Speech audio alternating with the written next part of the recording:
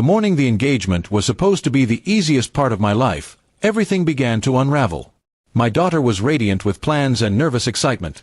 Her fiancé, Ahmed, was polite and steady, and my wife, Samina, seemed distant, smiling at the surface but carrying a secret. I told myself it was nerves, that family dynamics had always been complicated, and that the next 3 days would pass and the wedding would bind us all together.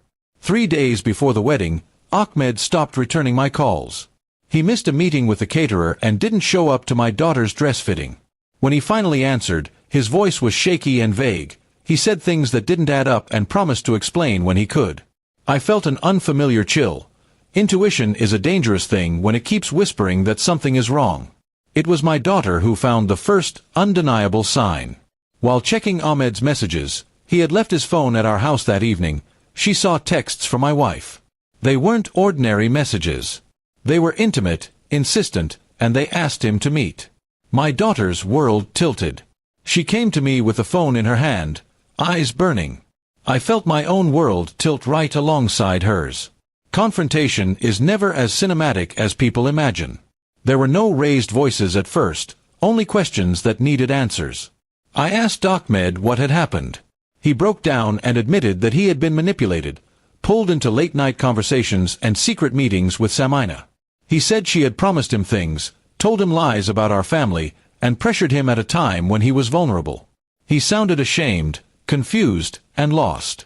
I tried to speak to Samina calmly, to give her room to explain, but calm dissolved into accusation when she laughed it off and told me to mind my own business. That laugh was worse than anger. It was a revelation of indifference. She didn't deny it. She didn't apologize. She simply shrugged and said the situation had complicated itself. I realized then that this was not a lapse in judgment. It was a choice she had made repeatedly. Revenge is a tempting word, but the thing about revenge is it comes in different shapes. I could have exposed them at the wedding, humiliated them both in front of family, and watched as their lives splintered. Instead, I wanted something that would matter longer than a scene, something that would stop her from destroying more lives. I started collecting evidence, quietly and without theater. Messages, timestamps, bank transfers that didn't make sense, and witnesses who had seen them together. What I found was worse than betrayal. There were payments made from Samina's account to Ahmed's under strange descriptions. There were emails where she had forged messages to make it look like Ahmed had been estranged from my daughter's family, and there were threats she had made to coerce him into silence.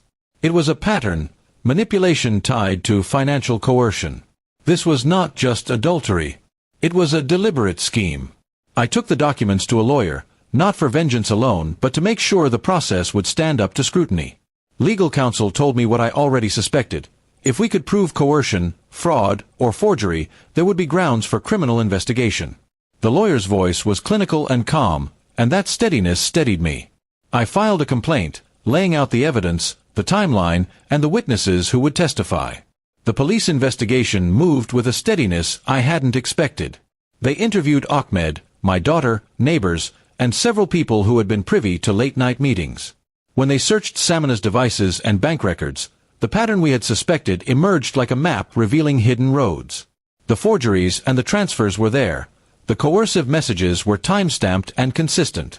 It was damning without melodrama. When the officers came to take Samina in, the house felt hollow. She walked past us with a face that was neither defiant nor broken, more like someone relieved to be free of pretense.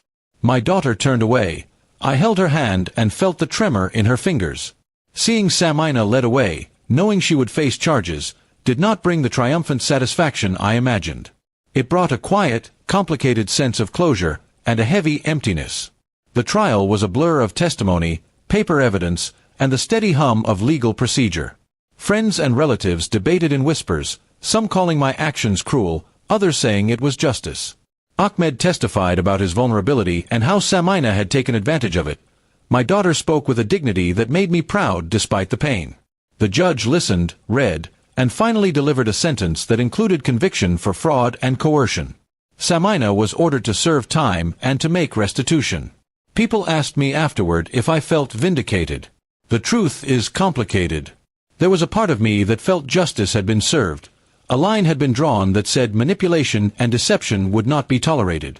But there was also a recurring ache, a sense that in bringing her down I had also torn the family apart in ways that might not fully mend. The wedding did not happen as planned. My daughter chose to put distance between herself and both the pain and the memories. Months after, when the initial shock dimmed, I tried to rebuild what remained. There were long conversations with my daughter about trust, boundaries, and the shape of forgiveness. She was angry but thoughtful, and she decided to take time before making any big decisions about her future. I supported her without imposing my will. This, too, felt like a form of repair. As for me, I learned that revenge can be a tool when wielded with a clear purpose, but it is not a salve for grief. I had wanted to protect my daughter and to stop further harm, and in that goal I succeeded. But I also had to reckon with the ruins that justice leaves behind: a wife in jail, a daughter whose plans were upended, and a family that would need patience and honesty to knit itself back together. In the quiet evenings, I sit and reflect on how fragile trust is, how it takes years to build and minutes to fracture. I talk with my daughter about what forgiveness might look like for her, and I remind myself that consequence and compassion can coexist. There is no neat moral in our story, only the ongoing work of choosing how to live after betrayal. If there is any lesson I would pass on, it is this: when someone you love betrays you, acting with clarity and principle matters more than acting from rage. I chose a path that sought to stop harm and to hold someone accountable rather than to humiliate them for spectacle. That choice did not erase the hurt, but it gave us a foundation to begin again, slowly, carefully, and with our eyes open.